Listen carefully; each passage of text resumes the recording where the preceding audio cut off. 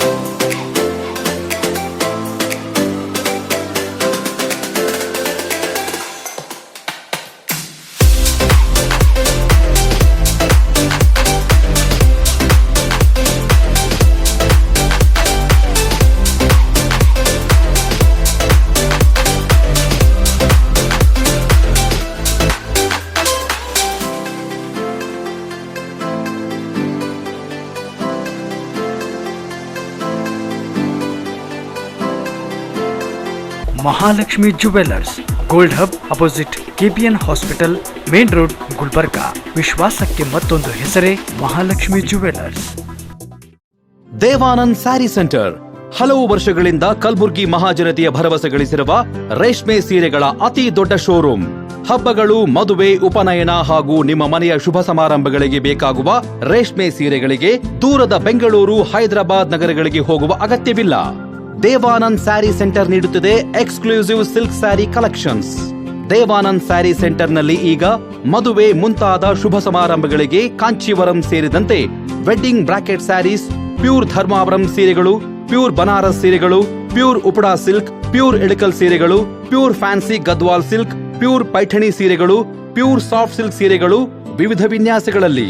ಕಲಬುರಗಿಯಲ್ಲೇ ಅತಿ ದೊಡ್ಡ ಮತ್ತು ವಿಶಾಲವಾದ 10,000 ಚದುರ ಅಡಿ ಇರುವ ಏಕೈಕ ಸ್ಯಾರಿ ಸೆಂಟರ್ ದೇವಾನಂದ್ ಸ್ಯಾರಿ ಸೆಂಟರ್. ಭೇಟಿ ಕೊಡಿ. ದೇವಾನಂದ್ ಸ್ಯಾರಿ ಸೆಂಟರ್, ಕಾಮತ್ ಹೋಟೆಲ್ ಹಿಂದುಗಡೆ, super market, Kalaburagi.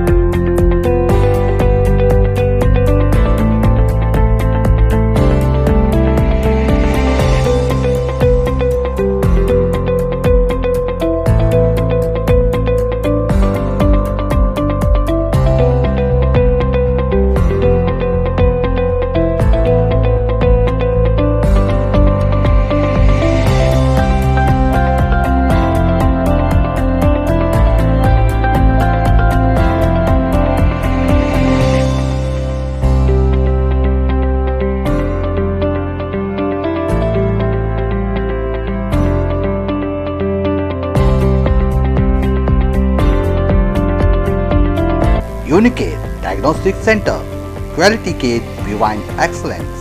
Unicare Diagnostic Center, opposite Kantoji Super Bazaar, Kuba Plot, Court Road, Kalaburgi.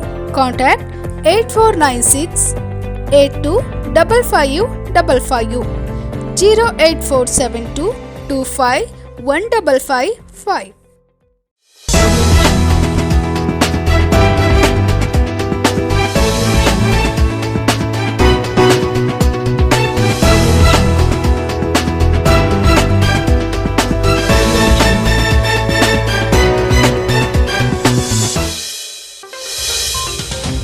ನಮಸ್ಕಾರ, ಇನ್ ಗುಲ್ಬರ್ಗಾ ವಾರ್ತೆಗಳಿಗೆ ಸ್ವಾಗತ. ಮೊದಲಿಗೆ ಹೆಡ್ಲೈನ್ಸ್. ಶಾಲೆ ಕಾಲೇಜುಗಳಲ್ಲಿ ಹಿಜಾಬ್ ಧರಿಸುವಂತಿಲ್ಲ, ಸಮವಸ್ತ್ರ ಕಡ್ಡಾಯಗೊಳಿಸಿದ ಸರ್ಕಾರದ ಆದೇಶವನ್ನು ಎತ್ತಿ ಹಿಡಿದ ಹೈಕೋರ್ಟ್ 3 ಸದಸ್ಯ ಪೀಠ. ದಿ ಕಾಶ್ಮೀರ್ ಫೈಲ್ಸ್ ಸಿನಿಮಾದಲ್ಲಿ ಮುಸ್ಲಿಂ ಆತಂಕವಾದಿಗಳಿಂದ ಹಿಂದೂಗಳ ಮೇಲಿನ ಹಿಂಸೆ ಎಳೆ ಎಳೆಯಾಗಿ ಬಿಡಿಸಿ ಹೇಳಲಾಗಿದೆ. ಕಲಬುರಗಿಯ ಥಿಯೇಟರ್ನಲ್ಲಿ ಬಳಿ ಆಂದೋಲ ಸಿದ್ಧಲಿಂಗ ಸ್ವಾಮೀಜಿಗಳ ಹೇಳಿಕೆ. ಮಾರ್ಚ್ 28 ಹಾಗೂ 29ರಂದು ಅಖಿಲ ಭಾರತ ಸಾರ್ವತ್ರಿಕ ಮುಷ್ಕರ ಅಂಗವಾಗಿ ನಗರದ ಕನ್ನಡ ಭವನದಲ್ಲಿ ಜಂಟಿ ಕೇಂದ್ರ ಕಾರ್ಮಿಕ ಸಂಘಟನೆ ಜಿಲ್ಲಾ ಸಮಿತಿಯಿಂದ ನಡೆದ ಜಿಲ್ಲಾ ಮಟ್ಟದ ಸಮಾವೇಶ. ಈಗ ವಾರ್ತೆಗಳ ವಿವರ. ಶಾಲೆ ಕಾಲೇಜುಗಳಲ್ಲಿ ಹಿಜಾಬ್ ಧರಿಸಲು ಅನುಮತಿ ಕೋರಿ ಸಲ್ಲಿಸಲಾಗಿದ್ದ ಅರ್ಜಿಗಳ ವಿಚಾರಣೆಯನ್ನು ನಡೆಸಿದ ಕರ್ನಾಟಕ ಹೈಕೋರ್ಟ್ ಮಂಗಳವಾರ ಅಂತಿಮ ತೀರ್ಪು ನೀಡಿ ಸಮವಸ್ತ್ರ ಕಡ್ಡಾಯಗೊಳಿಸಿದ ಸರ್ಕಾರದ ಆದೇಶವನ್ನು ಹೈಕೋರ್ಟ್ ತ್ರಿಸದಸ್ಯ ಪೀಠ ಎತ್ತಿ ಹಿಡಿದಿದೆ. ಭಾರೀ ಚರ್ಚೆಗೆ ಗ್ರಾಸವಾಗಿದ್ದ ಹಿಜಾಬ್ ಧರಿಸುವ ಪ್ರಕರಣಕ್ಕೆ ಸಂಬಂಧಪಟ್ಟಂತೆ ಮಂಗಳವಾರ ಹೈಕೋರ್ಟ್ ಮಹತ್ವದ ತೀರ್ಪು ನೀಡಿದೆ. ಮುಖ್ಯ ನ್ಯಾಯಮೂರ್ತಿ ರಿತುರಾಜ್ ಅವಸ್ಥಿ, ನ್ಯಾಯಮೂರ್ತಿ ಕೃಷ್ಣ ಎಸ್ ದೀಕ್ಷಿತ್ ಮತ್ತು ನ್ಯಾಯಮೂರ್ತಿ ಖಾಜಿ ಜೈಬುನ್ನಿಸಾ ಮೊಹದ್ದೀನ್ ಮತ್ತು ನೇತೃತ್ವದಲ್ಲಿ ತ್ರಿಸದಸ್ಯ ಪೀಠ ಮಂಗಳವಾರ ಬೆಳಿಗ್ಗೆ 11:30ಕ್ಕೆ ತೀರ್ಪು ನೀಡಿದೆ. ಹಿಜಾಬ್ ಧರಿಸಲು ಅನುಮತಿ ಕೋರಿದ್ದ ಉಡುಪಿಯ ವಿದ್ಯಾರ್ಥಿಗಳ ಅರ್ಜಿ ಮತ್ತು ಇದೇ ವಿಚಾರದಲ್ಲಿ ಸಲ್ಲಿಕೆಯಾಗಿರುವ ಅರ್ಜಿಗಳ ವಿಚಾರಣೆ ಪೂರ್ಣಗೊಳಿಸಿರುವ ಕರ್ನಾಟಕ ಹೈಕೋರ್ಟ್ ಸಮವಸ್ತ್ರ ಕಡ್ಡಾಯಗೊಳಿಸಿದ ಸರ್ಕಾರದ ಆದೇಶವನ್ನು ಹೈಕೋರ್ಟ್ ತ್ರಿಸದಸ್ಯ ಪೀಠ ಎತ್ತಿ ಹಿಡಿದಿದೆ. ವಿದ್ಯಾರ್ಥಿನಿಯರು ಸರ್ಕಾರದ ವಸ್ತ್ರ ಸಂಹಿತೆ ಅಥವಾ ಆಯಾ ಶಾಲಾ ಕಾಲೇಜುಗಳ ಶಿಕ್ಷಣ ಸಂಸ್ಥೆಗಳು ಏನು ವಸ್ತ್ರ ಸಂಹಿತೆ ನಿಯಮ ನೀಡುತ್ತೋ ಅದನ್ನು ಕಡ್ಡಾಯವಾಗಿ ವಿದ್ಯಾರ್ಥಿನಿಯರು ಪಾಲನೆ ಮಾಡಬೇಕು ಎಂದು ಹೈಕೋರ್ಟ್ನ ತೀರ್ಪು ನೀಡಿದೆ. ಹೈಕೋರ್ಟ್ನಿಂದ ತೀರ್ಪು ಹೊರಬರುವ ಮುನ್ನವೇ ಕಲಬುರಗಿ ಜಿಲ್ಲೆಯಲ್ಲಿ 144 ಸೆಕ್ಷನ್ ಜಾರಿಗೊಳಿಸಿ ಜಿಲ್ಲಾಧಿಕಾರಿ ಯಶವಂತ್ ಗುರುಕರ್ ಅವರು ಆದೇಶ ಹೊರಡಿಸಿ ಶಾಲಾ ಕಾಲೇಜುಗಳಿಗೆ ರಜೆಯನ್ನ ಘೋಷಿಸಿದ್ರು. ಹಿಜಾಬ್ ವಿಷಯಕ್ಕೆ ಸಂಬಂಧಪಟ್ಟಂತೆ ಸಾಮಾಜಿಕ ಜಾಲತಾಣದಲ್ಲಿ ನ್ಯಾಯಾಲಯದ ತೀರ್ಪಿನ ಸುದ್ದಿ ಪ್ರಸಾರ ಮಾಡುವಾಗ ಶಾಂತಿ ಮತ್ತು ಸುವ್ಯವಸ್ಥೆಗೆ ಧಕ್ಕೆ ಬರದಂತೆ ಸಮುದಾಯಗಳ ನಡುವೆ ಪ್ರಚೋದನೆಗೆ ಕಾರಣವಾಗುವ ಯಾವುದೇ ಸುಳ್ಳು ಸುದ್ದಿ ಪ್ರಸಾರ ಮಾಡುವಂತಿಲ್ಲ ಎಂದು ಖಡಕ್ ಸೂಚನೆ ನೀಡಿದ ಜಿಲ್ಲಾಧಿಕಾರಿಗಳು ಇದನ್ನು ಉಲ್ಲಂಘಿಸಿ ಪ್ರಸಾರ ಮಾಡುವುದು ಕಂಡುಬಂದಲ್ಲಿ ಅಂತಹ ಸಾಮಾಜಿಕ ಜಾಲತಾಣಗಳ ವಿರುದ್ಧ ನಿರ್ದಾಕ್ಷಿಣ್ಯವಾಗಿ ಕಠಿಣ ಕಾನೂನು ಕ್ರಮ ಕೈಗೊಳ್ಳುವುದಾಗಿ ಜಿಲ್ಲಾಧಿಕಾರಿ ಯಶವಂತ್ ವಿ ಗುರುಕರ್ ಅವರು ಎಚ್ಚರಿಕೆ ನೀಡಿದ್ದಾರೆ. Everybody with a social media handle will become a constitutional expert and start doing that. That will not tolerate. Okay, and we'll file mercilessly. We'll file cases because of that. If there is any because of those actions, if there is a reaction and it turns into law and order issue, we will be merciless in filing the cases. Very clear on that. However big media or small media will not care. ಹೇಳಿದ್ದೀನಿ ಇದು ಮಾತ್ರ very particular ಇದೆ and we have got very clear instructions from the top. ಅಲ್ಲ sir, ಈಗ ಜಾರಿ ಆಗುತ್ತೆ ಪ್ರತಿ ಸಲ, ಬಟ್ ಅಷ್ಟೊಂದು ಕಂಟಿನ್ಯೂಟಾಗಿ ಅದು ಪಾಲನೆ ಆಗುತ್ತಾ ಅಂತ ಕೆಲವೊಬ್ರು ಪಾಲನೆ ಮಾಡದೇ ಇರೋ ಉದಾಹರಣೆಗಳು ಕೂಡ ಇದೆ. ಪಾಲನೆ ಮಾಡೋಕ್ಕೆ ಅಂತಲೇ ಇರೋದು, ಬಟ್ ಪಾಲನೆ ಮಾಡ್ದಲ್ಲಿ ಲಾ ಆ್ಯಂಡ್ ಆರ್ಡರ್ ಮಾಡಿದ್ರೆ will face consequences. Law and order issue create ಮಾಡಿದ್ರೆ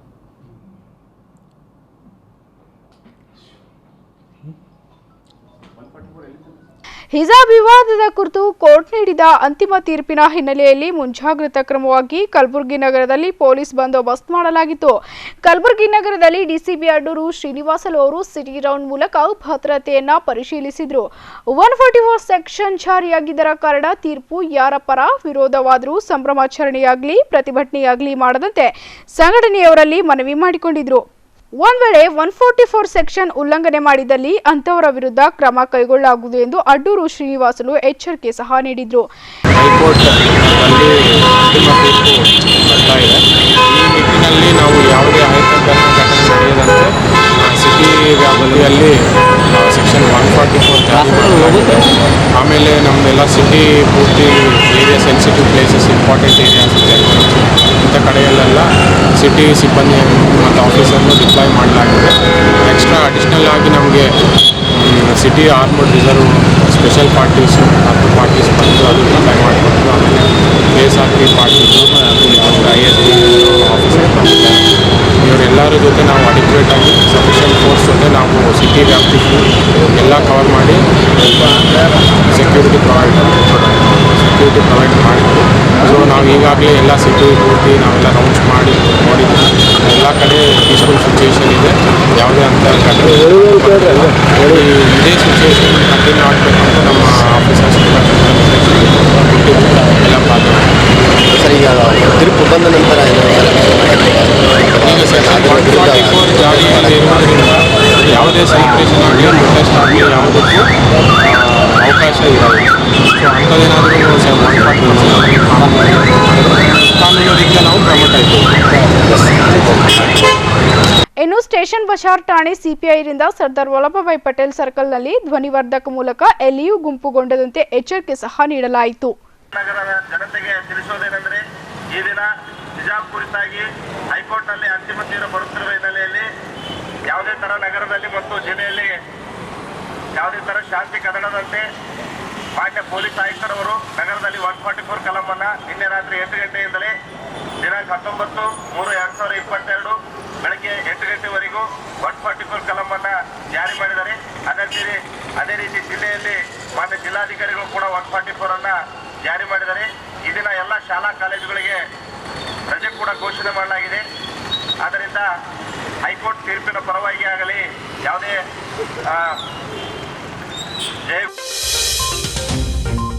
ಕಾಶ್ಮೀರದಲ್ಲಿದ್ದ ಹಿಂದೂಗಳ ಮೇಲೆ ಮುಸ್ಲಿಂ ಸಮುದಾಯದವರ ಹಿಂಸೆ ಕುರಿತು ದಿ ಕಾಶ್ಮೀರ ಫೈಲ್ಸ್ ಸಿನಿಮಾ ಮೂಲಕ ಎಳೆ ಎಳೆಯಾಗಿ ಹೊರತರಲಾಗಿದೆ. ಭಾರತದ ಇತಿಹಾಸದಲ್ಲಿ ಇಂತಹ ಅನೇಕ ನೈಜ ಘಟನೆಗಳನ್ನು ಮುಳುಗಿ ಹೋಗಿವೆ. ಆದರೆ ಯಾವುದೇ ನಿರ್ಮಾಪಕರು ನಿರ್ದೇಶಕರು ಸತ್ಯ ತೋರಿಸುವ ಕೆಲಸ ಮಾಡಿಲ್ಲ ಎಂದು ಆಂದೋಲ ಸ್ವಾಮೀಜಿಯವರು ಹೇಳಿದರು. ಕಲಬುರಗಿ ನಗರದ ಮಿರಾಸ್ ಚಿತ್ರಮಂದಿರದಲ್ಲಿ ಕಲಬುರಗಿ ಮಠಾಧೀಶರಿಗಾಗಿ ದಿ ಕಾಶ್ಮೀರ್ ಫೈಲ್ ಚಿತ್ರ ವೀಕ್ಷಣೆಗಾಗಿ ಸೇಡಂ ಬಿಜೆಪಿ ಶಾಸಕ ರಾಜ್ಕುಮಾರ್ ಪಾಟೀಲ್ರು ಉಚಿತ ವೀಕ್ಷಣೆಗೆ ವ್ಯವಸ್ಥೆ ಮಾಡಿದ್ದರ ಕಾರಣ ಸಿನಿಮಾ ವೀಕ್ಷಿಸಿ ಬಳಿಕ ಸುದ್ದಿಗಾರರೊಂದಿಗೆ ಮಾತನಾಡಿದ ಆಂದೋಲ ಸಿದ್ಧಗಂಗಾ ಸ್ವಾಮಿಯವರು ದಿ ಕಾಶ್ಮೀರ್ ಫೈಲ್ಸ್ ಚಿತ್ರದಲ್ಲಿ ಹಿಂದೂಗಳ ಮೇಲೆ ಮುಸ್ಲಿಂ ಸಮುದಾಯದವರ ದಬ್ಬಾಳಿಕೆ, ಹಿಂಸೆ, ದೌರ್ಜನ್ಯ, ಅತ್ಯಾಚಾರ ನಡೆಸಿರುವ ಕುರಿತು ಸಿನಿಮಾದಲ್ಲಿ ಬರುವ ಪಾತ್ರಗಳು ಕಾಶ್ಮೀರದಲ್ಲಿ ನಡೆದ ಸತ್ಯ ಘಟನೆಯನ್ನ ಈ ಸಿನಿಮಾದಲ್ಲಿ ಪ್ರದರ್ಶಿಸಲಾಗಿದೆ. ಭಾರತದ ಐತಿಹಾಸಿಕ ಇಂತಹ ಅನೇಕ ನೈಜ ಘಟನೆಗಳು ಮುಳುಗಿ ಹೋಗಿವೆ. ಆದರೆ ಯಾವುದೇ ನಿರ್ಮಾಪಕ ನಿರ್ದೇಶಕರು ಸತ್ಯ ತೋರಿಸುವ ಕೆಲಸ ಮಾಡಿಲ್ಲ. ಇದೀಗ ಅಗ್ನಿಹೋತ್ರಿ ಮಾಡಿದ್ದು ಇದನ್ನು ಸ್ವಾಗತಿಸಿ ಅಭಿನಂದಿಸುತ್ತೇವೆ. ಪ್ರತಿಯೊಬ್ಬ ಹಿಂದೂಗಳು ಈ ಚಿತ್ರ ನೋಡಲೇಬೇಕು ಎಂದಿದ್ದಾರೆ. ಕಲಬುರಗಿ ನಗರದಲ್ಲಿ ಕಳೆದ 2-3 ದಿನಗಳಿಂದ ಪ್ರಾರಂಭಗೊಂಡಂಥ ದಿ ಕಾಶ್ಮೀರಿ ಫೈಲ್ ಈ ಚಲನಚಿತ್ರವನ್ನು ವೀಕ್ಷಿಸೋದಕ್ಕೆ ಸೇಡಂನ ಬಿಜೆಪಿ ಶಾಸಕ ರಾಜ್ಕುಮಾರ್ ಪಾಟೀಲ್ರವರು ಅನುಕೂಲ ಮಾಡಿಕೊಟ್ಟಿದ್ದಾರೆ. ಇಂದು ಸುಮಾರು 50ಕ್ಕೂ ಹೆಚ್ಚು ಮಠಾಧೀಶರ ನೇತೃತ್ವದಲ್ಲಿ ಸಂಘಟನೆಯ ಕಾರ್ಯಕರ್ತರೊಂದಿಗೆ ಈ ಕಾಶ್ಮೀರಿ ಫೈಲ್ ಅನ್ನುವಂತಹ ಚಲನಚಿತ್ರವನ್ನು ನಾವು ವೀಕ್ಷಿಸೋದಕ್ಕೆ ಬಂದಿದ್ದೀವಿ. ಕಾಶ್ಮೀರಿ ಫೈಲ್ ಈ ದೇಶದ ಪ್ರತಿಯೊಬ್ಬ ನಾಗರಿಕ ನೋಡಲೇಬೇಕಾದಂತಹ, ಅವಶ್ಯಕವಾಗಿ ವೀಕ್ಷಿಸಲೇಬೇಕಾದಂತಹ ಚಲನಚಿತ್ರ ಇದಾಗಿದೆ. ಇದು ಯಾವುದೋ ಒಂದು ಕಾಲ್ಪನಿಕ ಚಲನಚಿತ್ರ ಅಲ್ಲ. ಕಾಶ್ಮೀರದಲ್ಲಿ ಹಿಂದೂಗಳ ಮೇಲೆ, ಪಂಡಿತರ ಕುಟುಂಬಗಳ ಮೇಲೆ ಆದಂತಹ ಅನ್ಯಾಯ, ದೌರ್ಜನ್ಯ, ಅತ್ಯಾಚಾರದ ನೈಜ ವರದಿಯನ್ನು ಈ ಚಿತ್ರದಲ್ಲಿ ತೋರಿಸಿಕೊಟ್ಟಿದ್ದಾರೆ. ಪ್ರತಿಯೊಬ್ಬ ಹಿಂದೂವು ಕೂಡ ಇದನ್ನು ನೋಡಬೇಕಾಗಿದೆ. ನಿನ್ನೆ ಸದನದಲ್ಲಿ ಸ್ಪೀಕರ್ ಕಾಗೇರಿ ಅವರು ಎಲ್ಲ ರಾಜಕೀಯ ಪಕ್ಷದವರಿಗೆ ಆಹ್ವಾನ ನೀಡಿದ್ದನ್ನು ಮಾಜಿ ಮುಖ್ಯಮಂತ್ರಿ ಸಿದ್ದರಾಮಯ್ಯನವರು ಇದನ್ನು ತಿರಸ್ಕರಿಸಿದ್ದಾರೆ. ಯಾಕೆ ಅಂತ ಕೇಳಿದರೆ, ಈ ಚಲನಚಿತ್ರ ನಾನೇನಾದರೂ ನೋಡಿದರೆ ಪಾಪ ಪ್ರಜ್ಞೆ ಕಾಡುತ್ತೆ ಅನ್ನುವಂತಹ ವಿಚಾರ ಅವರಲ್ಲಿ ಬಂದ ಕಾರಣಕ್ಕಾಗಿ ನಾನು ಆ ಪಿಕ್ಚರ್ ನೋಡೋದಿಲ್ಲ ಅನ್ನುವಂತಹ ದುರಹಂಕಾರದ ಮಾತುಗಳನ್ನು ಆಡಿದ್ದಾರೆ. ಇಂಥವರ ಪ್ರಚೋದನೆಯಿಂದಲೇ ಕಾಶ್ಮೀರದಲ್ಲಿ ಹಿಂದೂಗಳ ಕಗ್ಗೊಲೆಯಾಗಿದೆ, ಅತ್ಯಾಚಾರ ಆಗಿದೆ. ಆ ಎಲ್ಲ ಸತ್ಯ ಘಟನೆಯನ್ನು ಇಡೀ ರಾಷ್ಟ್ರದ ಮುಂದೆ ತಂದಿಟ್ಟಿರುವಂತಹ ಕೆಲಸ ವಿವೇಕ್ ಅಗ್ನಿಹೋತ್ರಿ ಅವರು ಮಾಡಿದ್ದಾರೆ. ಇದನ್ನು ನಾವು ಸ್ವಾಗತಿಸ್ತಾ ಇದ್ದೀವಿ ಮತ್ತು ಅವರಿಗೆ ಧನ್ಯವಾದಗಳನ್ನು ಹೇಳ್ತಾರೆ. ಈ ವೇಳೆ ಅನೇಕ ಮಠಾಧೀಶರು ಭಾಗಿಯಾಗಿದ್ದರು. ಮಾರ್ಚ್ 28 ಹಾಗೂ 29ರಂದು ಅಖಿಲ ಭಾರತ ಸಾರ್ವತ್ರಿಕ ಮುಷ್ಕರ ಅಂಗವಾಗಿ ಜಂಟಿ ಕೇಂದ್ರ ಕಾರ್ಮಿಕರ ಸಂಘಟನೆ ಜಿಲ್ಲಾ ಸಮಿತಿಯಿಂದ ಜಿಲ್ಲಾ ಮಟ್ಟದ ಸಮಾವೇಶ ಹಮ್ಮಿಕೊಳ್ಳಲಾಗಿತ್ತು. ನಗರದ ಕನ್ನಡ ಭವನದಲ್ಲಿ ಹಮ್ಮಿಕೊಳ್ಳಲಾಗಿದ್ದ ಜಿಲ್ಲಾ ಮಟ್ಟದ ಸಮಾವೇಶದಲ್ಲಿ ಗಣ್ಯರು ಹೋರಾಟದ ಘೋಷಣೆ ಕೂಗಿ ಉದ್ಘಾಟಿಸಿದರು.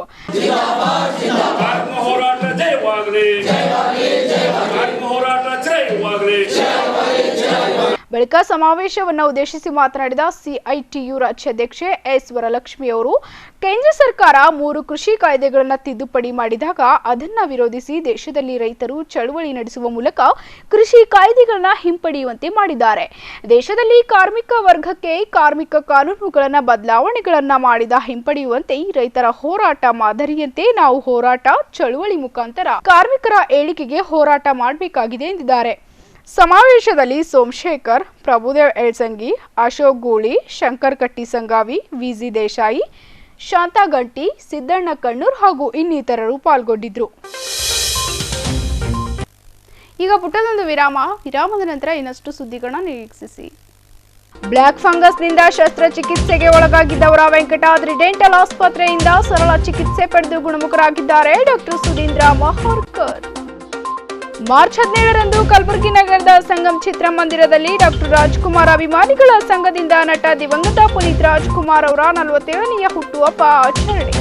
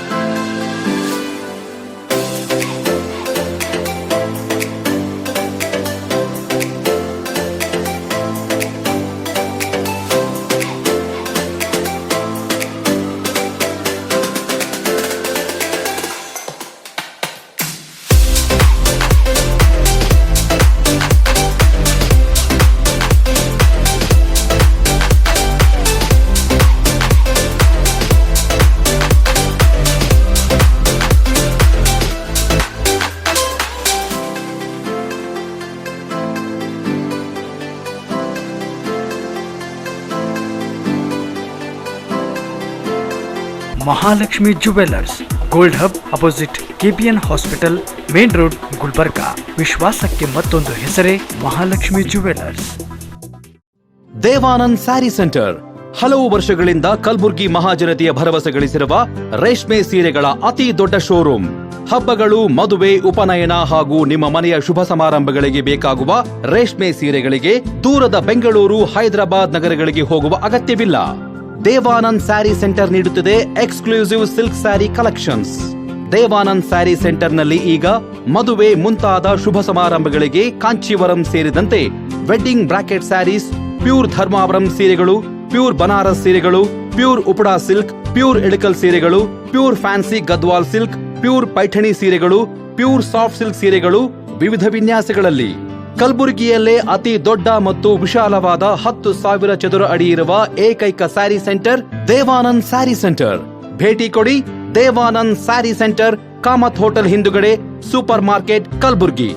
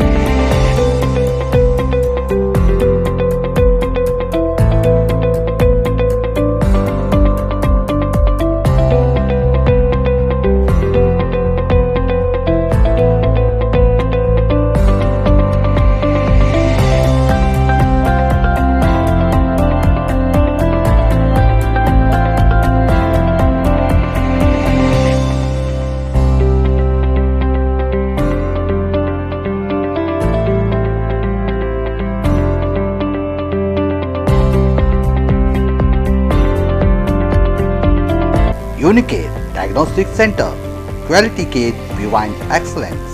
Unicare Diagnostic Center, opposite Kantoji Super Bazaar, Kuba Plot, Court Road, Kalburgi.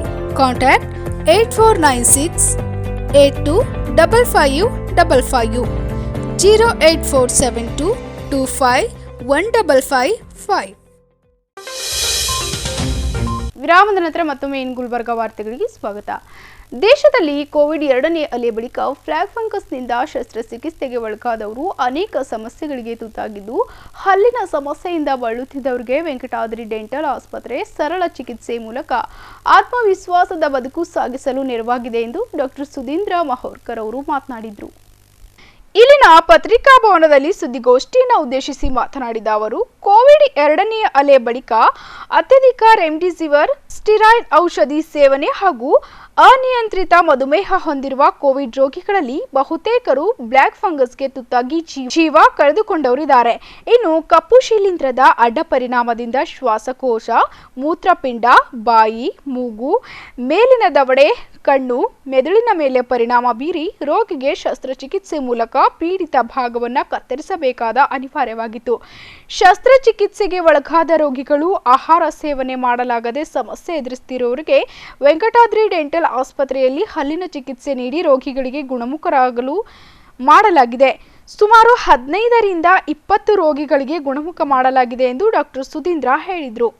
ಅದಾದಮೇಲೆ ಅದರಿಂದ ಆಗುವಂಥ ಕಾಂಪ್ಲಿಕೇಶನ್ಸ್ ಇದರಲ್ಲಿ ನಾವು ಏನು ಜಾಸ್ತಿ ನೋಡಿದ್ವಿ ಅಂತಂದರೆ ಮ್ಯೂಕೋಮೈಕೋಸಿಸ್ ಅಂತ ಒಂದು ಕಂಡೀಷನ್ ನೋಡಿದ್ವಿ. ಇದು ಬ್ಲ್ಯಾಕ್ ಫಂಗಸ್ ಅಂದರೆ ನಾವು ಆಡು ಭಾಷೆಯಲ್ಲಿ ಬುರ್ಷಿ ಅಂತ ಏನು ಹೇಳ್ತೀವಿ ಆ ಥರದ್ದು ಒಂದು ಈ ಬುರ್ಷಿಯ ನಮೂನೆ ಇದು ಬ್ಲ್ಯಾಕ್ ಫಂಗಸ್ ಅಂತ ಒಂದು ಕಾಣಿಸ್ಕೊಂಡು ಇದರಲ್ಲಿ ಮುಖ್ಯವಾಗಿ ಏನು ಪ್ರಾಬ್ಲಮ್ ಆಯಿತು ಅಂತಂದರೆ ಇದಕ್ಕೆ ಟ್ರೀಟ್ಮೆಂಟ್ ಆಗಬೇಕು, ಆಮೇಲೆ ಇದ್ರದ್ದು ಪತ್ತೆ ಆಗಬೇಕು. ಇದರಲ್ಲಿ ಲೇಟ್ ಆಗಿದ್ದಕ್ಕೆ ಸುಮಾರು ಜನ ಪೇಷಂಟ್ ಅಂದರೆ ಕೋವಿಡ್ ಆದಮೇಲೆ ಯಾರು ತುಂಬ ದಿವಸ ICU ಅಲ್ಲಿ ಇದ್ರು, ಆಮೇಲೆ ಡಯಾಬಿಟಿಸ್ ಇತ್ತು, ಮಧುಮೇಹ ಅಂತ ಹೇಳ್ತೀವಿ, ಇದು ಅನ್ಕಂಟ್ರೋಲ್ಡ್ ಇತ್ತು, ಕೆಲವರಿಗೆ ತುಂಬ ದಿವಸ ರೆಮಿಡಿಸಿವಿರ್ ಇಂಜೆಕ್ಷನ್ಸ್ ಕೊಡಬೇಕಾಯಿತು, ಸ್ಟೀರಾಯ್ಡ್ಸ್ ಕೊಡಬೇಕಾಯಿತು. ಇದರಿಂದ ಬ್ಲ್ಯಾಕ್ ಫಂಗಸ್ ಅಂತ ಒಂದು ಕಾಯಿಲೆ ನಾವು ಜಾಸ್ತಿಯಾಗಿ ನೋಡಲಿಕ್ಕೆ ಆರಂಭವಾಯಿತು ಕೋವಿಡ್ ಸೆಕೆಂಡ್ ವೇವ್ ಆದ ನಂತರ.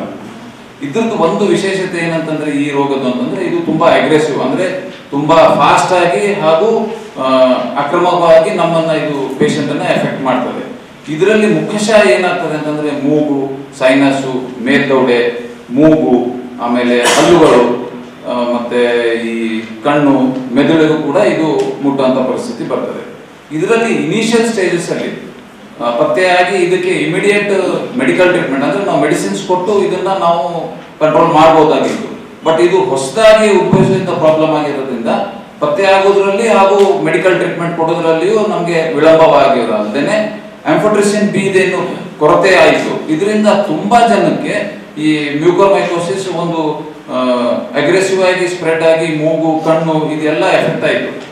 ಇದಕ್ಕೆ ಒಂದೇ ಟ್ರೀಟ್ಮೆಂಟ್ ಏನು ಉಳಿತದೆ ಅಂತಂದ್ರೆ ಸರ್ಜಿಕಲಿ ಅಂದ್ರೆ ಶಸ್ತ್ರಚಿಕಿತ್ಸೆ ಮಾಡಿ ಈ ಭಾಗಗಳನ್ನು ನಾವು ಕಟ್ ಮಾಡಿ ತೆಗಿಬೇಕಾಗ್ತದೆ, ಅಂದ್ರೆ ಕತ್ತರಿಸಿ ತೆಗಿಬೇಕು. ಈ ಸ್ಪ್ರೆಡ್ ಅನ್ನ ನಿಲ್ಲಿಸಬೇಕು ಅಂತ ಅಂದ್ರೆ ಮತ್ತೆ ಪೇಷಂಟ್ ಜೀವ ಉಳಿಸಬೇಕು ಅಂತಂದ್ರೆ ಶಸ್ತ್ರಚಿಕಿತ್ಸೆ ಇಲ್ಲದೇನೆ ಬೇರೆ ಏನು ಆಪ್ಷನ್ ಇರುವುದಿಲ್ಲ ಇದಕ್ಕೆ.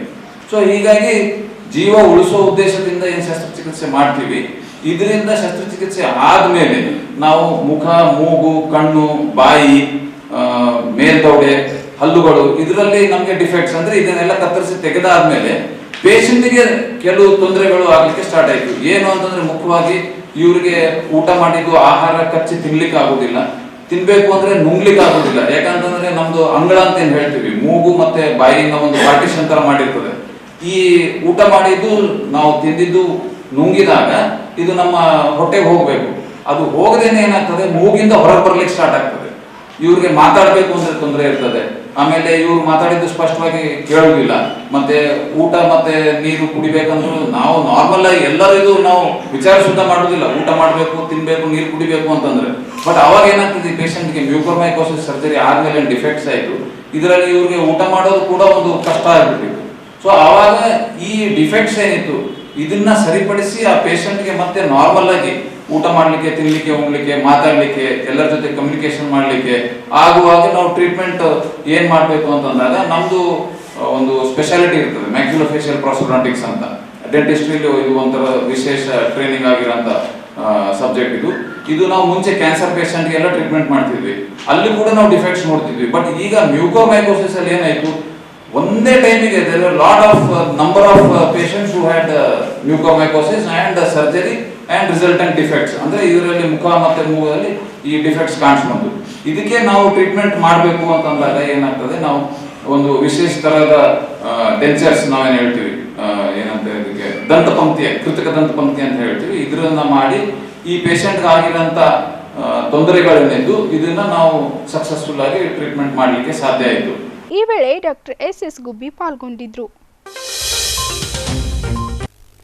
ಡಾಕ್ಟರ್ ರಾಜ್ಕುಮಾರ್ ಅಭಿಮಾನಿಗಳ ಸಂಘದಿಂದ ನಟ ದಿವಂಗತ ಪುನೀತ್ ರಾಜ್ಕುಮಾರ್ ಅವರ 47ನೆಯ ಹುಟ್ಟುಹಬ್ಬವನ್ನು ಇದೇ ಮಾರ್ಚ್ 17ರಂದು ಕಲಬುರಗಿ ನಗರದ ಸಂಗಮ್ ಚಿತ್ರಮಂದಿರದಲ್ಲಿ ಹಮ್ಮಿಕೊಳ್ಳಲಾಗಿದೆ ಎಂದು ಸುರೇಶ್ ತಿಳಿಸಿದ್ದಾರೆ. ಕಲಬುರಗಿ ನಗರದ ಪತ್ರಿಕಾ ಭವನದಲ್ಲಿ ಮಾಧ್ಯಮಗಳ ಜೊತೆ ಮಾತನಾಡಿದ ಅವರು, ಪುನೀತ್ ಜನ್ಮದಿನದ ಹಿನ್ನೆಲೆಯಲ್ಲಿ ಅಂದು ಅನ್ನ ಸಂತರ್ಪಣೆ ಕಾರ್ಯ ಹಮ್ಮಿಕೊಳ್ಳಲಾಗಿತ್ತು. ಇದೇ ಸಮಯದಲ್ಲಿ ಚಿತ್ರಮಂದಿರದ ಆವರಣದಲ್ಲಿ ರಕ್ತದಾನ ಶಿಬಿರವನ್ನು ಸಹ ಏರ್ಪಡಿಸಲಾಗಿದ್ದು, ಈ ಕಾರ್ಯಕ್ರಮದಲ್ಲಿ ಸಾರ್ವಜನಿಕರು, ಅಪ್ಪು ಅಭಿಮಾನಿಗಳು ಹೆಚ್ಚಿನ ಸಂಖ್ಯೆಯಲ್ಲಿ ಭಾಗವಹಿಸಬೇಕೆಂದು ಇದೇ ಸಂದರ್ಭದಲ್ಲಿ ಮನವಿ ಮಾಡಿಕೊಂಡಿದ್ರು. ಅವರು ಅವರ ಜೀವಂತಿ ಇರುವತನ ಅವರು ಏನೇನು ಕೆಲಸ ಮಾಡಿದ್ದಾರೆ ಆ ಕೆಲಸವನ್ನು ಈಗಾಗಲೇ ಪತ್ರಿಕಾ ಮಾಧ್ಯಮದಿಂದ, ಎಲೆಕ್ಟ್ರಾನಿಕಲ್ ಮಾಧ್ಯಮದಿಂದ ಪೂರ್ತಿ ರಾಜ್ಯ ಮತ್ತು ಭಾರತದಲ್ಲಿ ಅವ್ರು ಏನೇನು ಮಾಡಿದ್ದಾರೆ ಗೊತ್ತಾಗಿದೆ. ಅದರಲ್ಲಿ ಅವರು ಮಾಡಿದ ಅನಾಥ ಮಕ್ಕಳಿಗೆ ಶಾಲೆಗಳು, ಗೋಶಾಲೆಗಳು, ವೃದ್ಧಾಶ್ರಮಗಳು, ಇಂಥ ಅನೇಕ ಚಟುವಟಿಕೆಗಳನ್ನು ಮಾಡಿಕೊಂಡು ಅವರು ಜೀವಂತ ಇರೋತನ ಯಾವಾಗಲೂ ಯಾರ ಮುಂದೆ ಯಾರಿಗೂ ಹೇಳ್ಕೊಳ್ಳಲಿಲ್ಲ. ಯಾಕಂದರೆ ಇವತ್ತು ನಾಳೆ ಅನೇಕ ಜನರು ಬರೀ ಒಂದು ಝಾಡು ಸ್ವಚ್ಛ ಅಭಿಯಾನ ಮಾಡಿದರೆ ಒಂದು ಸೆಲ್ಫಿಯನ್ನು ತೆಗೆದುಕೊಂಡು ಏನೋ ಫೋಟೋನು ಮಾಡ್ಕೊಳ್ತಾರೆ. ಕೋಟ್ಯಾಂತರ ರೂಪಾಯಿ ಹಾಕ್ಕೊಂಡು ಬಡ ಜನರಿಗೆ, ಯಾರಿಗೆ ವಿದ್ಯಾಭ್ಯಾಸ, ಎಲ್ಲರಿಗೆ ಏನೇನು ಬೇಕು ಅದು ಮಾಡಿದ್ದಾರೆ. ಅದನ್ನು ಪ್ರತಿಯೊಂದು ಜನರಿಗೆ ಮುಟ್ಟಿಸ್ಕೊಂಡು ಅನೇಕರು ಶ್ರೀಮಂತರು ಇದ್ದಾರೆ, ಅನೇಕರು ಇದು ಇದ್ದಾರೆ. ಅವರು ಕೂಡ ಈ ಪುನೀತ್ ರಾಜ್ಕುಮಾರ್ ಅವರ ಕಾಲದಲ್ಲಿ ಯಾರು ನಡ್ಕೊಂಡಿದ್ದಾರೆ, ಅನೇಕ ಜನರಿಗೆ ಅವರು ಸಹಾಯ ಮಾಡಬಹುದು. ಅದಕ್ಕೋಸ್ಕರ ನಾಳೆ ಈ ಸಿನಿಮಾವನ್ನು ಜೇಮ್ಸ್ ಬಿಡುಗಡೆ ಆಗ್ತಾ ಇದೆ. ಯಾಕಂದ್ರೆ ಜೇಮ್ಸ್ ಅನ್ನು ಅವರು ಅಂತಿಮ ಚಿತ್ರ, ಈ ಚಿತ್ರರಂಗಕ್ಕೆ ಬಿಡುಗಡೆ ಆಗೋ ಮುಂಚೆ ಅವ್ರು ಇರಲಿಲ್ಲ. ಅವರು ಮಾತವರು ಡಬ್ಬಿಂಗ್ ಏನು ಶಿವರಾಜ್ ಕುಮಾರ್ ಅವರು ಮಾಡಿದ್ದಾರೆ. ಈ ಚಿತ್ರವನ್ನು ಕರ್ನಾಟಕ ರಾಜ್ಯದಲ್ಲಿ ಜೈವರಿ ಆಗಿ ಅನೇಕ ಚಿತ್ರಮಂದಿರಗಳಲ್ಲಿ ಇವಾಗ ಆ ಟಿಕೆಟ್ ಬುಕ್ಕಿಂಗ್ ಒಂದು 8 ದಿವಸ ಮುಂಚೆನೇ ಎಲ್ಲ ಬುಕ್ಕಿಂಗ್ ಆಗಿದೆ. ಅದಕ್ಕೋಸ್ಕರ ಜಿಲ್ಲಾಧ್ಯಕ್ಷರಾದ ಡಾಕ್ಟರ್ ರಾಜ್ಕುಮಾರ್ ಸಂಘ ಅವರು, ಕುಲಕರ್ಣಿ ಅವರು ನಾಳೆ ಅವರು ಇಷ್ಟವಾದ ಭೋಜನ ಪುನೀತ್ ರಾಜ್ಕುಮಾರ್ ಅವರದ ಸುಭಾಷ್ ಚೌಕ್ನಲ್ಲಿ ಅನ್ನದಾನವನ್ನು ಮಾಡ್ತಾ ಇದ್ದಾರೆ. ಅದೇ ರೀತಿ ಸಂಗಮ್ ಟಾಕೀಸ್ನಲ್ಲಿ ನಾಳೆ ಚಿತ್ರ ಬಿಡುಗಡೆ ಇದೆ. ಅದಕ್ಕೋಸ್ಕರ ಅಲ್ಲಿ ಕೂಡ ಎಲ್ಲ ಜನರಿಗೆ ಅನ್ನದಾನವನ್ನು ಮಾಡ್ತಾ ಇದ್ದಾರೆ. ಹಾಗೂ 2-3 ದಿವಸ ಕಂಟಿನ್ಯೂ ಅನ್ನದಾನ ಮಾಡಿ ಭಾನುವಾರ ಅವರ ಜನ್ಮ ದಿವಸದ ಅಂಗವಾಗಿ ಅವರು ಅನೇಕ ರೀತಿ ಕಾರ್ಯಕ್ರಮ ಮಾಡಿಕೊಂಡು ಭಾನುವಾರ ರಕ್ತದಾನ ಶಿಬಿರವನ್ನು ಅದೇ ಸಂಗಮ್ ಟಾಕೀಸ್ನಲ್ಲಿ ಎದುರುಗಡೆ ಮಾಡ್ತಾ ಇದ್ದಾರೆ. ಅವರ ಆತ್ಮಕ್ಕೆ ಶಾಂತಿ ಸಿಗಬೇಕು, ಹಾಗೂ ಇನ್ನು ಅವರ ಪರಿವಾರದವರು ಮುಂದೆ ಬರಿಬೇಕು. ಅದೇ ಬಡ ಜನರಿಗೆ ಹಾಗೆ ಸಹಾಯ ಮಾಡ್ತಾ ಇದ್ದಾರೆ. ಅವರು ಅನೇಕ ಸಹಾಯವನ್ನು ಮಾಡ್ತಾ ಇದ್ದಾರೆ, ಆದರೆ ಹೇಳಿಕೊಳ್ಳಲ್ಲ. ಇವತ್ತು ನಾಡು ಅನೇಕ ಜನರು ಸ್ವಲ್ಪ ಮಾಡಿ ಜಾಸ್ತಿ ಹೇಳ್ತಾರೆ, ಆದರೆ ಅವರು ಜಾಸ್ತಿ ಮಾಡಿಕೊಂಡು ಸ್ವಲ್ಪನೂ ಹೇಳಿಲ್ಲ. ಅವರು ಪ್ರಾಣ ಹೋದ ಮೇಲೆ ಇನ್ನೊಬ್ಬರಿಗೆ ಅವರು ಇದು ಮಾಡಿದ್ದಾರೆ, ಹೆಲ್ಪ್ ಮಾಡಿದ್ದಾರೆ, ಅವರೇ ಹೇಳ್ತಾ ಇದ್ದಾರೆ ನಮಗೆ ಅದು ಮಾಡಿದ್ದಾರೆ ಅಂತ. ಪುಣ್ಯಾತ್ಮಗೆ ಅವರ ಆತ್ಮಗೆ ಶಾಂತಿ ಸಿಗಬೇಕಂತ ನಾವು ಕೋಟಿ ಪ್ರಣಾಮ ಮಾಡಿಕೊಂಡು ಎಲ್ಲ ಪತ್ರಿಕಾ ಮಾಧ್ಯಮದವರಿಗೆ ಹಾಗೂ ಎಲೆಕ್ಟ್ರಾನಿಕ್ ಮಾಧ್ಯಮದವರಿಗೆ ನಾಳೆ ಈ ಚಿತ್ರರಂಗ ಬಿಡುಗಡೆ ಆಗ್ತಾ ಇದೆ. ಸಂಗಮ ಟಾಕೀಸ್ನಲ್ಲಿ ಸುಮಾರು ಅಭಿಮಾನಿಗಳು ಹಾಗೂ ಎಲ್ಲ ಅವರು ಏನು ಕೆಲಸ ಮಾಡಿದ್ದಾರೆ ಅದು ನೋಡಿಕೊಂಡು ಡಾಕ್ಟರ್ಸ್, ಇಂಜಿನಿಯರ್ಸ್, ಸೋಷಿಯಲ್ ಮೀಡಿಯಾ, ನಾವು ಹ್ಯೂಮನ್ ರೈಟ್ಸ್ ಕಡೆಯಿಂದನೂ ಇಂಥ ವ್ಯಕ್ತಿಗೆ ಒಂದು ಶ್ರದ್ಧಾಂಜಲಿಯನ್ನು ಅರ್ಪಿಸಿಕೊಂಡು ನಾಳೆ ಚಿತ್ರರಂಗ ಬಿಡುಗಡೆ ಆಗ್ತಾ ಇದೆ. ಎಲ್ಲರೂ ದಯವಿಟ್ಟು ನಾಳೆ ಚಿತ್ರರಂಗ ಬಿಡುಗಡೆ ಮುಂಚೆಗೆ ಗುರುವಾರ ನಾಳೆ ಅಲ್ಲಿ ಕೂಡ ಒಂದು ಕಾರ್ಯಕ್ರಮ ಇಟ್ಕೊಂಡಿದ್ದಾರೆ, ಅನ್ನದಾನ. ಆ ಕಾರ್ಯಕ್ರಮವನ್ನು ಜನರ ಮುಂದೆ ತೋರಿಸ್ಕೊಂಡು ಬರೀ ಹೀರೋ ಅಂತಲ್ಲ, ಅವರು ಏನು ಮಾಡಿದ್ದಾರೆ ಅದು ನಿಮ್ಮ ಎಲೆಕ್ಟ್ರಿಕಲ್ ಮೀಡಿಯಾ ಮುಂದೆ ಹಾಗೂ ಪ್ರೆಸ್ ಮೀಡಿಯಾ ಅಂದ್ರೆ ಗೊತ್ತಾಗಿದೆ. ಇನ್ನು ಕಲಬುರಗಿನಲ್ಲಿ ಕೂಡ ಅಂತ ಪುಣ್ಯಾತ್ಮಕರು ಇದ್ದಾರೆ, ಆದರೆ ಅವ್ರ ಹಾದಿ ಹಂಗೆ ನಡಿಬೇಕು ಇದೆ ಅಂತ ನಮ್ಮ ಆಸೆ. ಜೈ ಹಿಂದ್, ಜೈ ಕರ್ನಾಟಕ. ಡಾಕ್ಟರ್ ರಾಜ್ಕುಮಾರ್ ಅಭಿಮಾನಿಗಳ ಸಂಘದ ಅಧ್ಯಕ್ಷ ರಾಘವೇಂದ್ರ ಕುಲಕರ್ಣಿ, ಗಣಪತಿ ಸಿಂಧೆ ಪಾಲ್ಗೊಂಡಿದ್ರು.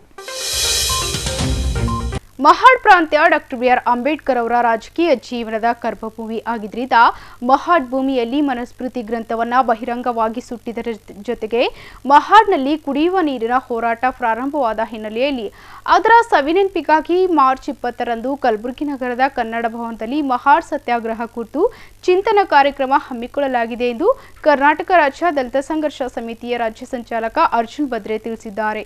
ಮಹಾಡ್ ಎಂಬ ಹೆಸರು ಆಧುನಿಕ ಭಾರತದ ಚರಿತ್ರೆಯ ನಿರ್ಣಾಯಕವಾದ ದಲಿತ ಬಂಡಾಯದ ಒಂದು ಸಂವಾದಿ ಪರವಾಗಿ ದಾಖಲಾಗಿದ್ದು, ಸಾಮಾಜಿಕ ಹೋರಾಟಗಳಲ್ಲಿ ನಿರಂತರ ಸ್ಫೂರ್ತಿಯುಕ್ಕಿಸುವ ಘಟನೆ ನಡೆದ ಮಹಾಡ್ ಡಾಕ್ಟರ್ ಬಿ.ಆರ್. ಅಂಬೇಡ್ಕರ್ ಅವರ ರಾಜಕೀಯ ಜೀವನದ ಕರ್ಮಭೂಮಿ ಆಗಿದ್ದರಿಂದ ಮಹಾಡ್ ಭೂಮಿಯಲ್ಲಿ ಮನುಸ್ಮೃತಿ ಗ್ರಂಥವನ್ನು ಬಹಿರಂಗವಾಗಿ ಸುಟ್ಟಿದರ ಜೊತೆಗೆ ಮಹಾಡ್ನಲ್ಲಿ ಕುಡಿಯುವ ನೀರಿನ ಹೋರಾಟ ಪ್ರಾರಂಭವಾದ ಹಿನ್ನೆಲೆಯಲ್ಲಿ ಅದರ ಸವಿನೆನಪಿಗಾಗಿ ಮಾರ್ಚ್ 20ರಂದು ಕಲಬುರಗಿ ನಗರದ ಕನ್ನಡ ಭವನದಲ್ಲಿ ಮಹಾಡ್ ಸತ್ಯಾಗ್ರಹ ಕುರಿತು ಚಿಂತನ ಕಾರ್ಯಕ್ರಮ ಹಮ್ಮಿಕೊಳ್ಳಲಾಗಿದೆ ಎಂದು ಮಾತನಾಡಿದ ಅರ್ಜುನ್ ಬದ್ರೆ, ಅಂದು ನಡೆಯುವ ಕಾರ್ಯಕ್ರಮ ಕಾರ್ಯಕ್ರಮದಲ್ಲಿ ನಾಡಿನ ಖ್ಯಾತ ಚಿಂತಕರಾದ ಶಿವಸುಂದರ್ ಸಮಾರಂಭ ಉದ್ಘಾಟಿಸಲಿದ್ದು, ಕಾರ್ಯಕ್ರಮದಲ್ಲಿ ಕೇಂದ್ರೀಯ ವಿಶ್ವವಿದ್ಯಾಲಯದ ಪ್ರಾಧ್ಯಾಪಕ ಡಾಕ್ಟರ್ ಕಿರಣ್ ಗಾಜೂರ್, ಪ್ರೊಫೆಸರ್ ಆರ್.ಕೆ. ಹುಡ್ಗಿ, ಇಂದುಮತಿ ಪಾಟೀಲ್ ಸೇರಿದಂತೆ ಅನೇಕರು ಭಾಗವಹಿಸಲಿದ್ದಾರೆ ಎಂದಿದ್ದಾರೆ.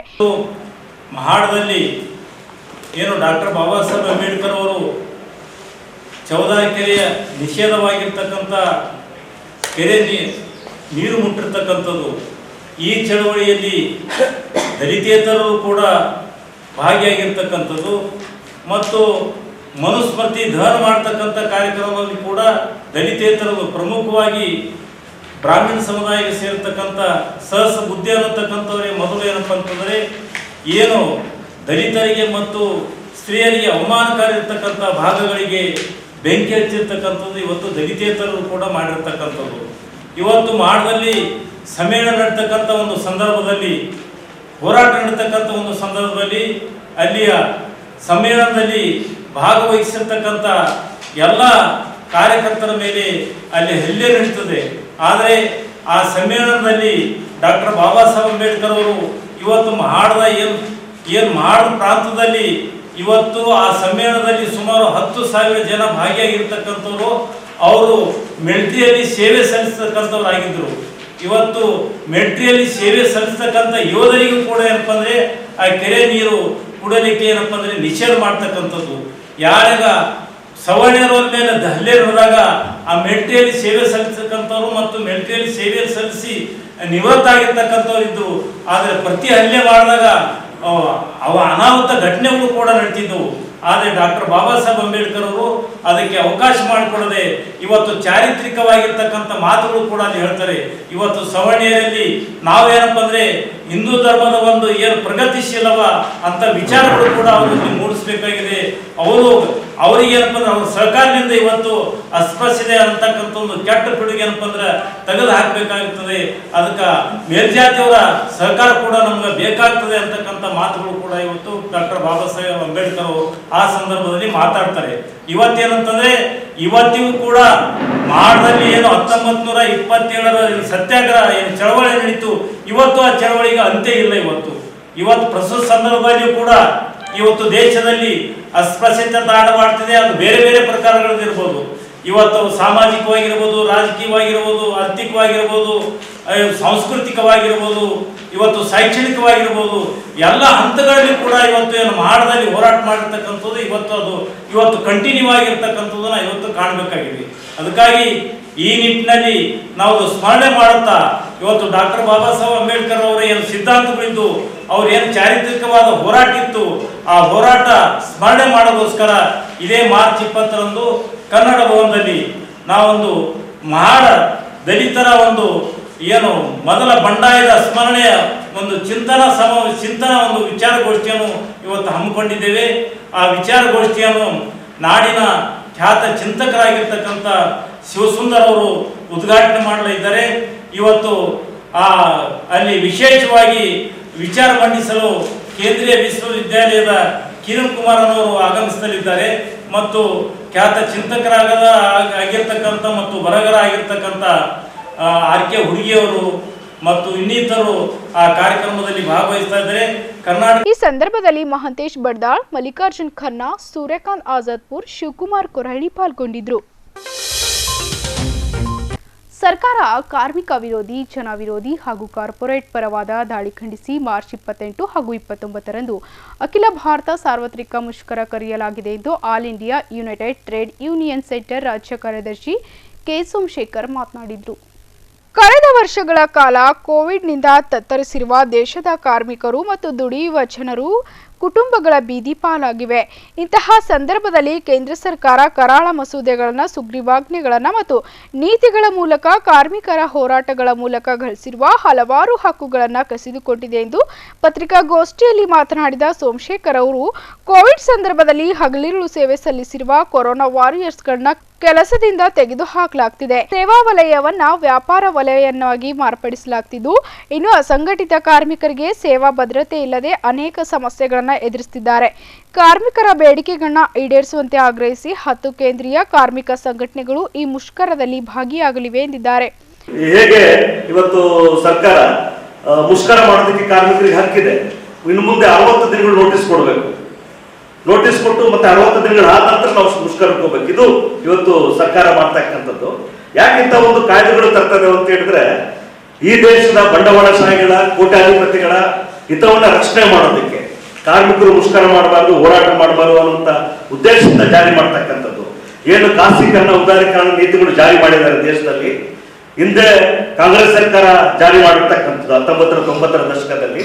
ಅದೇ ನೀತಿಗಳನ್ನ ಇವತ್ತು ಬಿಜೆಪಿ ಸರ್ಕಾರ ಯಾವುದೇ ವ್ಯತ್ಯಾಸ ಇಲ್ಲದೆ ಪಾಲನೆ ಮಾಡ್ತಾ ಇದೆ. ಇವತ್ತು ಕಾಂಗ್ರೆಸ್ ಬಿಜೆಪಿ ಈ ದೇಶದ ಬಂಡವಾಳಶಾಹಿಗಳ ಹಿತವನ್ನ ಕಾಪಾಡೋದಕ್ಕೆ ಇರ್ತಕ್ಕಂಥ ನಿಷ್ಠಾವಂತ ಪಕ್ಷಗಳು. ಸೊ ಇಲ್ಲಿ ಇವತ್ತು ಈ ಖಾಸಗೀಕರಣದ ನೀತಿಗಳೇನು ಬಂದಿದ್ದಾವೆ, ಈ ಖಾಸಗೀಕರಣದ ನೀತಿಗಳಿಂದ ಮಿಲಿಯಾಂತರ ಹುದ್ದೆಗಳು ಇವತ್ತು ಕಳೆದು ಹೋಗಿದ್ದಾವೆ. ನಿರುದ್ಯೋಗಿಗಳಿಗೆ ಉದ್ಯೋಗ ಸಿಗ್ತಾ ಇಲ್ಲ. ಆಮೇಲೆ ಹಸಿವೆಯಿಂದ ಜನ ಇವತ್ತು ಬಳಲ್ತಾ ಇದ್ದಾರೆ. ಬಡತನ ರೇಖೆಯಲ್ಲಿ ನಮ್ಮ ದೇಶ 104ನೇ ಸ್ಥಾನದಲ್ಲಿದೆ. ಬಿಲಿಯನಿಯರ್ಸ್ 100 ಜನ ಇದ್ದಿದ್ದು ಕೋವಿಡ್ ಸಂದರ್ಭದಲ್ಲಿ 40 ಜನ ಜಾಸ್ತಿ ಆಗಿದೆ. 140 ಜನ ಬಿಲಿಯನಿಯರ್ಸ್ ಆಗಿದ್ದಾರೆ. ಅಂದ್ರೆ ಈ ದೇಶವನ್ನ ಕೊಳ್ಳೆ ಹೊಡಿತಕ್ಕಂಥವ್ರು, ಲೂಟಿ ಮಾಡ್ತಕ್ಕಂಥವ್ರು ಸಂಖ್ಯೆ ದಿನದಿಂದ ಜಾಸ್ತಿ ಆಗ್ತಾ ಇದೆ. ಅವರ ಸಂಪತ್ತಿಗೆ ಕೊರತೆ ಇಲ್ಲ. ಇಡೀ ದೇಶದ ಆರ್ಥಿಕ ಪರಿಸ್ಥಿತಿ ಇವತ್ತು ತತ್ತರಿಸ್ತಾ ಇದೆ. ಜನತೆ ಇವತ್ತು ಸಾಕಷ್ಟು ಸಂಕ್ಲಿಷ್ಟಮಯ ಪರಿಸ್ಥಿತಿ ಎದುರಿಸ್ತಾ ಇದ್ದಾರೆ. ಬೆಲೆ ಏರಿಕೆ, ಹಣದುಬ್ಬರ ನಾವು ನೋಡ್ತಾ ಇದ್ದೀವಿ. ಎಲ್ಲ ಅಗತ್ಯ ವಸ್ತುಗಳ ಬೆಲೆಗಳು ಜಾಸ್ತಿ ಆಗಿದ್ದಾವೆ. ಹಾಗೇನೆ ಏನು ಯುದ್ಧದ ಒಂದು ಪರಿಣಾಮಗಳು ನಮ್ಮ ದೇಶದ ಮೇಲೆ ಆಗ್ತಾ ಇದೆ. ಪೆಟ್ರೋಲಿಯಂ ಪ್ರಾಡಕ್ಟ್ ಜಾಸ್ತಿ ಆಗ್ತಕ್ಕಂಥದ್ದು, ಪೆಟ್ರೋಲ್ ಡೀಸೆಲ್ ರೇಟು, ಹಾಗೇನೆ ಅಡಿಗೆ ಎಣ್ಣೆ ದರ ಜಾಸ್ತಿ ಆಗ್ತಕ್ಕಂಥದ್ದು, ಅದ್ರ ಪರಿಣಾಮ ಹಾಗೆ ಆಗುತ್ತೆ. ಸೊ ಒಟ್ಟಾರೆಯಾಗಿ ಏನು 28-29ರ ಮುಷ್ಕರ ಇದೆ, ಈ ಮುಷ್ಕರ ಇಡೀ ದೇಶಾದ್ಯಂತ 40 ಕೋಟಿ ಕಾರ್ಮಿಕರು ಇದರಲ್ಲಿ ಭಾಗಿಯಾಗ್ತಾ ಇದ್ದಾರೆ.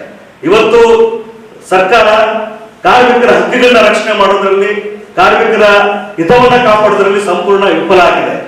ಸೊ ಇಲ್ಲಿ ಇವತ್ತು ಅದಾನಿ ಅಂಬಾನಿ ಅವರ ಆಸ್ತಿನ ಜಾಸ್ತಿ ಮಾಡೋದಕ್ಕೆ, ಅವರ ಹಿತಾಸಕ್ತಿನ ಕಾಪಾಡೋದಕ್ಕೆ ಇವತ್ತು ಸರ್ಕಾರ ನೀತಿಗಳನ್ನ ರೂಪಿಸ್ತಾ ಇದೆ.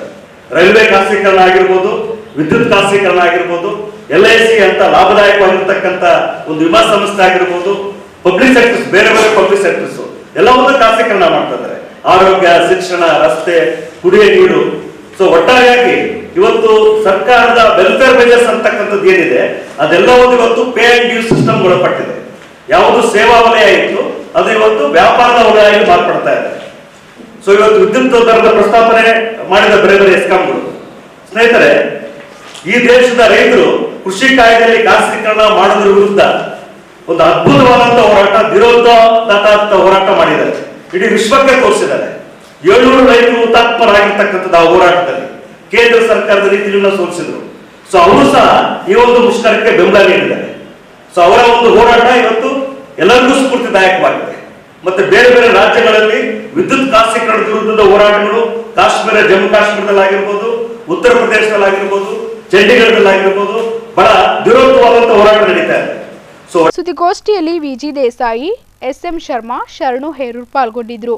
ಕಳೆದ ವರ್ಷಗಳ ಕಾಲ ಕೋವಿಡ್ನಿಂದ ತತ್ತರಿಸಿರುವ ದೇಶದ ಕಾರ್ಮಿಕರು ಮತ್ತು ದುಡಿಯುವ ಜನರು ಕುಟುಂಬಗಳ ಬೀದಿ ಪಾಲಾಗಿವೆ. ಇಂತಹ ಸಂದರ್ಭದಲ್ಲಿ ಕೇಂದ್ರ ಸರ್ಕಾರ ಕರಾಳ ಮಸೂದೆಗಳನ್ನು, ಸುಗ್ರೀವಾಜ್ಞೆಗಳನ್ನು ಮತ್ತು ನೀತಿಗಳ ಮೂಲಕ ಕಾರ್ಮಿಕರ ಹೋರಾಟಗಳ ಮೂಲಕ ಗಳಿಸಿರುವ ಹಲವಾರು ಹಕ್ಕುಗಳನ್ನು ಕಸಿದುಕೊಂಡಿದೆ ಎಂದು ಪತ್ರಿಕಾಗೋಷ್ಠಿಯಲ್ಲಿ ಮಾತನಾಡಿದ ಸೋಮಶೇಖರ್ ಅವರು, ಕೋವಿಡ್ ಸಂದರ್ಭದಲ್ಲಿ ಹಗಲಿರುಳು ಸೇವೆ ಸಲ್ಲಿಸಿರುವ ಕೊರೋನಾ ವಾರಿಯರ್ಸ್ಗಳನ್ನ ಕೆಲಸದಿಂದ ತೆಗೆದುಹಾಕಲಾಗ್ತಿದೆ. ಸೇವಾ ವಲಯವನ್ನ ವ್ಯಾಪಾರ ವಲಯವನ್ನಾಗಿ ಮಾರ್ಪಡಿಸಲಾಗ್ತಿದ್ದು, ಇನ್ನು ಅಸಂಘಟಿತ ಕಾರ್ಮಿಕರಿಗೆ ಸೇವಾ ಭದ್ರತೆ ಇಲ್ಲದೆ ಅನೇಕ ಸಮಸ್ಯೆಗಳನ್ನ ಎದುರಿಸುತ್ತಿದ್ದಾರೆ. ಕಾರ್ಮಿಕರ ಬೇಡಿಕೆಗಳನ್ನ ಈಡೇರಿಸುವಂತೆ ಆಗ್ರಹಿಸಿ 10 ಕೇಂದ್ರೀಯ ಕಾರ್ಮಿಕ ಸಂಘಟನೆಗಳು ಈ ಮುಷ್ಕರದಲ್ಲಿ ಭಾಗಿಯಾಗಲಿವೆ ಎಂದಿದ್ದಾರೆ. ಹೇಗೆ ಇವತ್ತು ಸರ್ಕಾರ ಮುಷ್ಕರ ಮಾಡೋದಕ್ಕೆ ಕಾರ್ಮಿಕರಿಗೆ ಹಕ್ಕಿದೆ. ಇನ್ನು ಮುಂದೆ 60 ದಿನಗಳು ನೋಟಿಸ್ ಕೊಡಬೇಕು. ನೋಟಿಸ್ ಕೊಟ್ಟು ಮತ್ತೆ 60 ದಿನಗಳ ಆದ ನಂತರ ನಾವು ಮುಷ್ಕರಕ್ಕೆ ಹೋಗ್ಬೇಕು. ಇದು ಇವತ್ತು ಸರ್ಕಾರ ಮಾಡ್ತಕ್ಕಂಥದ್ದು.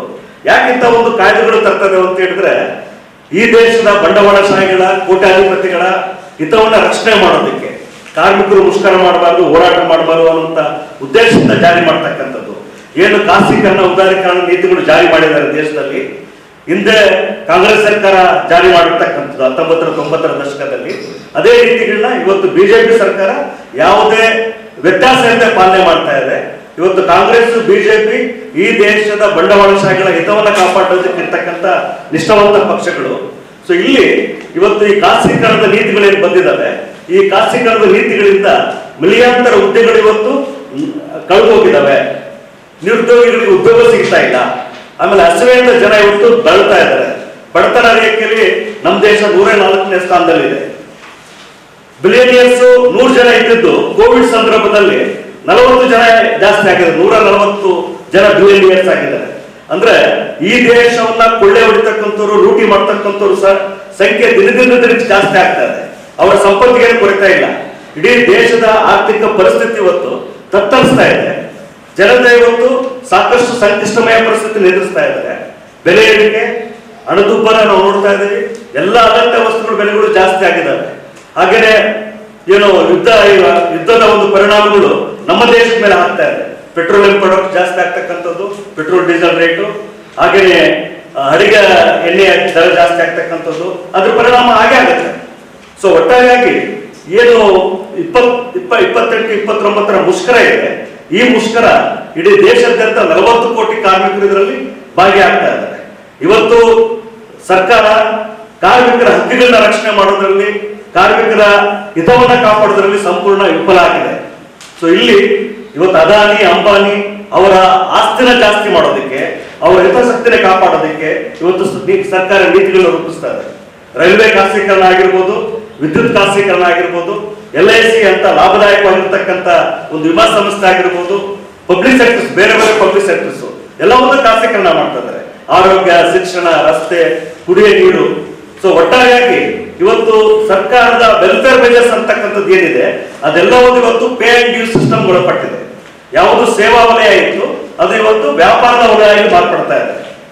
ಸೊ ಇವತ್ತು ವಿದ್ಯುತ್ ದರದ ಪ್ರಸ್ತಾಪನೆ ಮಾಡಿದ ಬೇರೆ ಬೇರೆ ಎಸ್ಕಾಂಗಳು.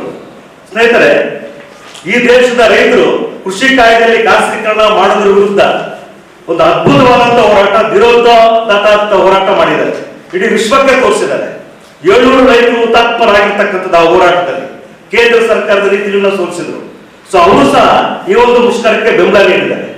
ಸೊ ಅವರ ಒಂದು ಹೋರಾಟ ಇವತ್ತು ಎಲ್ಲರಿಗೂ ಸ್ಫೂರ್ತಿದಾಯಕವಾಗಿದೆ.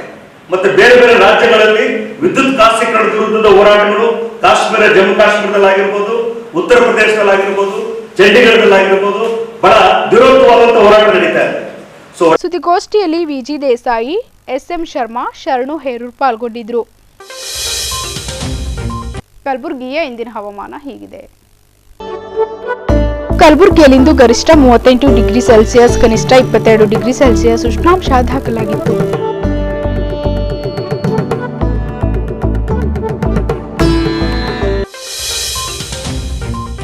ಕೊನೆಯಲ್ಲಿ ಮತ್ತೊಮ್ಮೆ ಹೆಡ್ಲೈನ್ಸ್.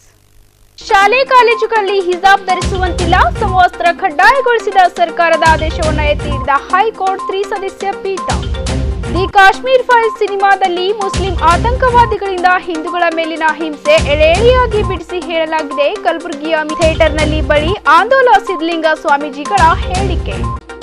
ಮಾರ್ಚ್ 28 ಹಾಗೂ 29ರಂದು ಅಖಿಲ ಭಾರತ ಸಾರ್ವತ್ರಿಕ ಮುಷ್ಕರ ಅಂಗವಾಗಿ ನಗರದ ಕನ್ನಡ ಭವನದಲ್ಲಿ ಜಂಟಿ ಕೇಂದ್ರ ಕಾರ್ಮಿಕ ಸಂಘಟನೆ ಜಿಲ್ಲಾ ಸಮಿತಿಯಿಂದ ನಡೆದ ಜಿಲ್ಲಾ ಮಟ್ಟದ ಸಮಾವೇಶ. ಇಲ್ಲಿಗೆ ಇಂದಿನ ಗುಲ್ಬರ್ಗ ವಾರ್ತೆಗಳು ಮುಕ್ತಾಯವಾಗುವು. ಮತ್ತೆ ಮುಂದಿನ ಸಂಚಿಕೆಯಲ್ಲಿ ಭೇಟಿಯಾಗೋಣ. ನಮಸ್ಕಾರ. ಗುಲ್ಬರ್ಗ ವಾರ್ತೆಗಳು ಪ್ರಾಯೋಜಕರು Mahalakshmi jewellers, gold hub, main road, Kalaburagi. Devanand sari centre, super market, Kalaburagi ಹಾಗೂ ಯುನಿಕೇರ್ ಡಯಾಗ್ನೋಸ್ಟಿಕ್ ಸೆಂಟರ್, ಅಪೋಸಿಟ್ ಕಂಟೋಜಿ ಸೂಪರ್ ಬಜಾರ್, ಕೂಬಾ ಪ್ಲಾಟ್, ಕೋರ್ಟ್ ರೋಡ್, ಕಲಬುರ್ಗಿ.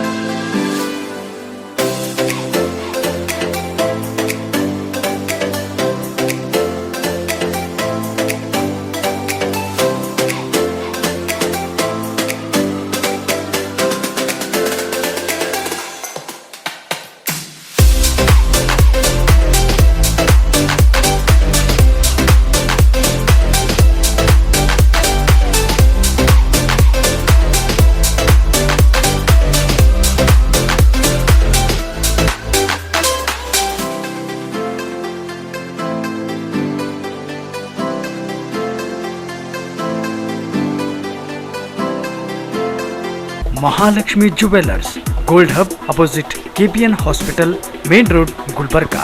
ವಿಶ್ವಾಸಕ್ಕೆ ಮತ್ತೊಂದು ಹೆಸರೇ ಮಹಾಲಕ್ಷ್ಮಿ ಜುವೆಲರ್ಸ್. ದೇವಾನಂದ್ ಸ್ಯಾರಿ ಸೆಂಟರ್ ಹಲವು ವರ್ಷಗಳಿಂದ ಕಲಬುರ್ಗಿ ಮಹಾಜನತೆಯ ಭರವಸೆ ಗಳಿಸಿರುವ ರೇಷ್ಮೆ ಸೀರೆಗಳ ಅತಿ ದೊಡ್ಡ ಶೋರೂಮ್. ಹಬ್ಬಗಳು, ಮದುವೆ, ಉಪನಯನ ಹಾಗೂ ನಿಮ್ಮ ಮನೆಯ ಶುಭ ಸಮಾರಂಭಗಳಿಗೆ ಬೇಕಾಗುವ ರೇಷ್ಮೆ ಸೀರೆಗಳಿಗೆ ದೂರದ ಬೆಂಗಳೂರು, ಹೈದರಾಬಾದ್ ನಗರಗಳಿಗೆ ಹೋಗುವ ಅಗತ್ಯವಿಲ್ಲ. ದೇವಾನಂದ್ ಸ್ಯಾರಿ ಸೆಂಟರ್ ನೀಡುತ್ತಿದೆ exclusive silk sari collections.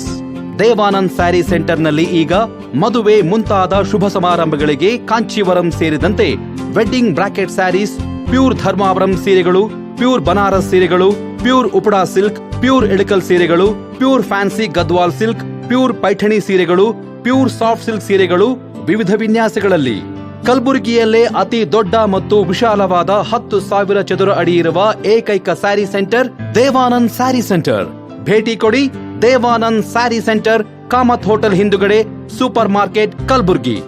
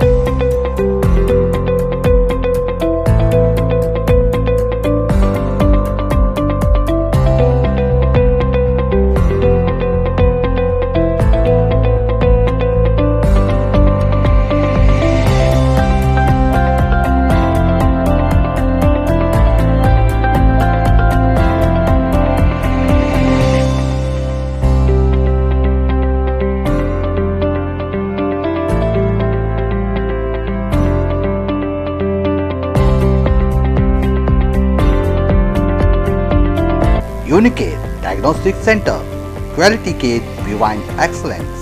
Unicare Diagnostic Center, opposite Kantoji Super Bazaar, Kuba Plot, Court Road, Kalburgi. Contact 8496 825555 08472 25 1555.